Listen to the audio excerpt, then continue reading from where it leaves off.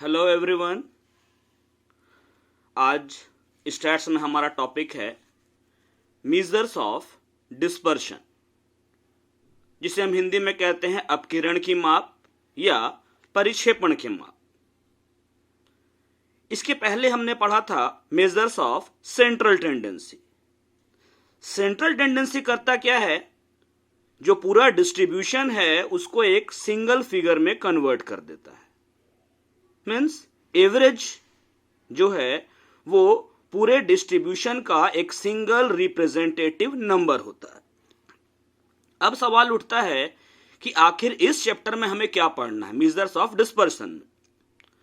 Dispersion is the extent to which values in a distribution differ from the average of the distribution. परिक्षेपण यह दर्शाता है कि वितरण का मान उसके औसत मान से कितना भिन्न है। एक बार फिर से, dispersion is the extent to which values in a distribution differ from the average of the distribution.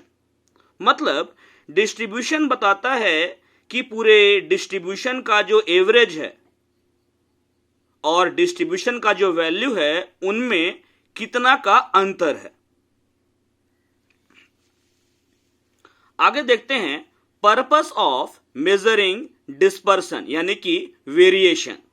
पहला है to test the reliability of an average.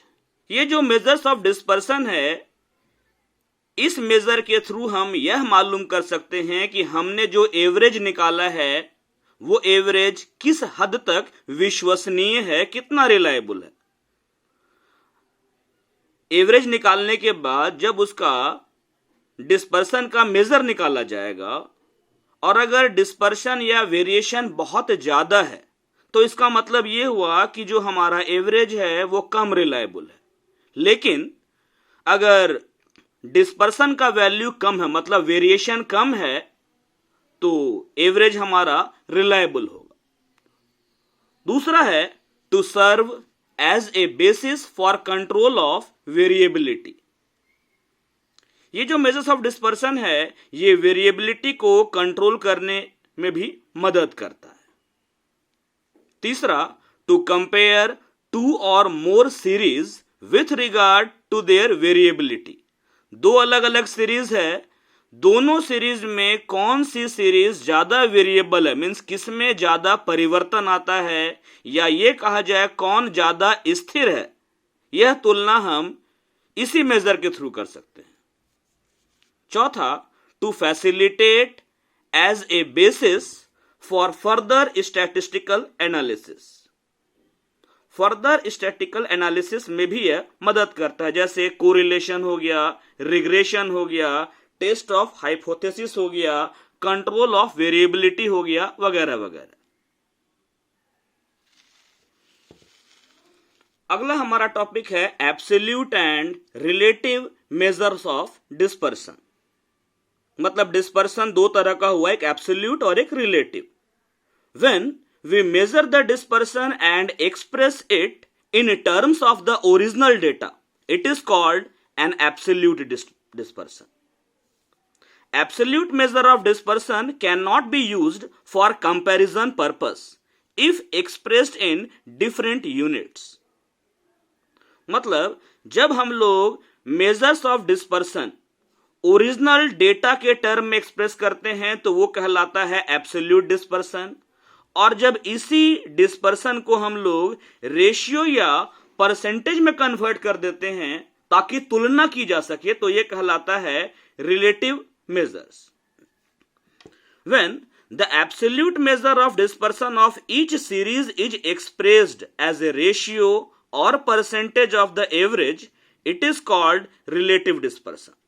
और relative dispersion के सहायता से हम दो different series के बीच में तुलना भी कर सकते हैं।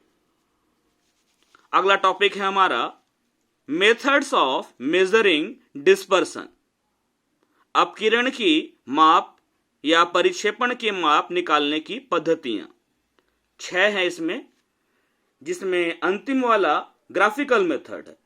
पहला है इसमें रेंज, जिसे हम विस्तार कहते हैं या परास कहते हैं। दूसरा है इंटर क्वार्टाइल रेंज, अंतर चतुर्थक विस्तार। तीसरा है क्वार्टाइल डेविएशन, चतुर्थक विचलन। चौथा है मीन डेविएशन, माध्य विचलन। पांचवा है स्टैंडर्ड डेविएशन, मानक विचलन।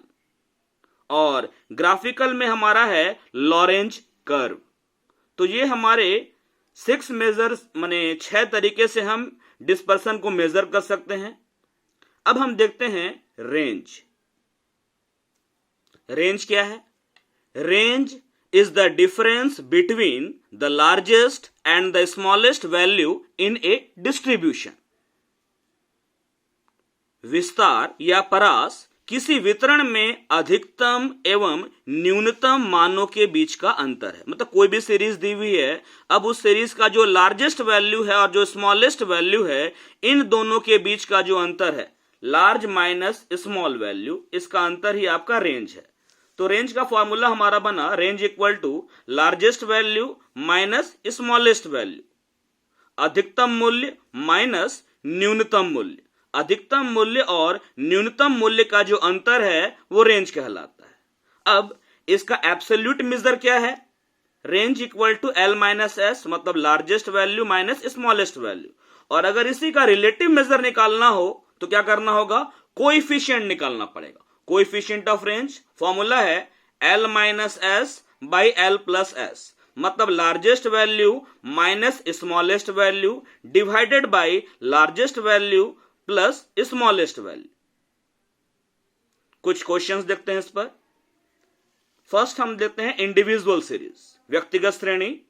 सवाल हमने लिया है find the range of weights of 7 students from the following 27, 30, 35, 36, 38, 40, 43। हमें रेंज मालूम करना है। 7 विद्यार्थियों का भार दिया हुआ है, 7 विद्यार्थियों का वजन भार दिया हुआ है, और इसकी सहायता से हमें रेंज, परास, विस्तार ज्ञात करना है। अब रेंज निकालने के लिए अब देखिए इसमें लार्जेस्ट वैल्यू कौन है? सबसे बड़ा अधिकतम मूल्य 43, और सबसे छोटा स्मॉलेस्ट यानी कि न्यूनतम मूल्य है 27। तो रेंज क्या होगा? लार्जेस्ट और स्मॉलेस्ट वैल्यू के बीच का अंतर। तो रेंज हमारा निकला largest value 43 minus smallest value 27, और इन दोनों का अंतर रेंज कितना आया? 16। अब इसका निकालेंगे हम कोएफिशिएंट। कोएफिशिएंट ऑफ रेंज का फॉर्मूला होता है L minus S by L plus S. इसमें हम वैल्यू पुट करते हैं, तो ये आया 43 माइनस 27 बाई 43 प्लस 27 यानी कि 16 बाई 70। इसे हम सॉल्व करेंगे तो हमारा अल्टीमेट आंसर आएगा 0.23। हम चाहें तो इस कोएफिशिएंट को परसेंटेज में भी कन्वर्ट किया जा सकता है। अगर हम इसे 100 से मल्टीप्लाई कर दें तो ये हमारा 23% हो जाए। अब हम देखते हैं डिस्क्रीट सीरीज यानी कि खंड श्रेणी। एक प्रश्न लेते हैं। इसमें हमारा सवाल है find A measure of dispersion and it's coefficient using range method. Marks है 20, 22, 24, 25, 28, 30। Number of students 5, 7, 11, 4, 3, 1। Means 20 marks पाने वाले 5 स्टूडेंट्स हैं, 22 मार्क्स वाले 7, 24 वाले 11, 25 मार्क्स वाले 4 स्टूडेंट्स, 28 वाले 3 और 30 वाले 1 ही स्टूडेंट है, एक स्टूडेंट है। जब हम रेंज निकालते हैं तो रेंज में फ्रीक्वेंसी का कोई भी रोल नहीं है। हम लोग केवल डेटा पर कंसीडर करेंगे, फोकस करेंगे। अब डेटा को देखा जाए, मार्क्स को देखा जाए तो लार्जेस्ट वैल्यू वाला मार्क्स कौन है? 30, और स्मॉलेस्ट वैल्यू वाला मार्क्स 20। तो रेंज क्या होगा? L minus S 30 minus 20। तो ये रहा हमारा रेंज 30 माइनस 20 यानी कि 10। अब निकालेंगे इसका कोएफिशिएंट। कोएफिशिएंट इसका L minus S by L plus S, 30 minus 20 by 30 plus 20, 10 by 50, यानी कि ये आएगा हमारा 0.20। अगर इसको हम परसेंटेज में कन्वर्ट करेंगे 100 से इंटू करके तो आएगा 20%। मीन्स आप कोएफिशिएंट ऐसा भी निकाल सकते हैं रेशियो में, चाहे तो परसेंटेज में। अब हम देखते हैं कंटिन्यूअस सीरीज। कंटिन्यूअस सीरीज में हमने सवाल लिया है कैलकुलेट रेंज। क्लास इंटरवल है 1 to 4, 5 to 8, 9 to 12, 13 to 16। Frequency है आपका 3, 5, 8, 2। अब इस क्लास इंटरवल में गौर किया जाए तो ये क्लास जो है इंक्लूसिव सीरीज में है, समावेशी श्रेणी में है, और इसमें रेंज निकालने से पहले हमें इसको एक्सक्लूसिव सीरीज में कन्वर्ट करना होगा। मतलब जितना भी L1 है उसमें 0.5 लेस करेंगे और L2 में 0.5 प्लस करेंगे। सॉल्यूशन देखते हैं इसका। कंटिन्यूअस सीरीज में भी फ्रीक्वेंसी का कोई रोल नहीं है। अब क्लास इंटरवल में गौर किया जाए, स्मॉलेस्ट क्लास है 1 to 4 और इसका स्मॉलेस्ट वैल्यू है 1। चूंकि ये पूरी सीरीज इंक्लूसिव में है, गौर कीजिए 1 to 4, यहां 5 to 8 है, 1 का डिफरेंस है। 5 to 8 के बाद 9 to 12 1 का डिफरेंस है। तो ये हमारा इसमें 0.5 लेस करेंगे तो ये 0.5, इसमें लेस करेंगे 4.5, इसमें लेस करेंगे 8.5, इसमें लेस करेंगे 12.5। L2 में प्लस करना, ये हो जाएगा 4.5, 8.5, 12.5, 16.5। तो हमारा लार्जेस्ट वैल्यू हो गया 16.5 और स्मॉलेस्ट वैल्यू हो गया 0.5। तो हमारा रेंज क्या होगा 16। अब निकालेंगे इसका coefficient. Coefficient of range formula L minus S by L plus S.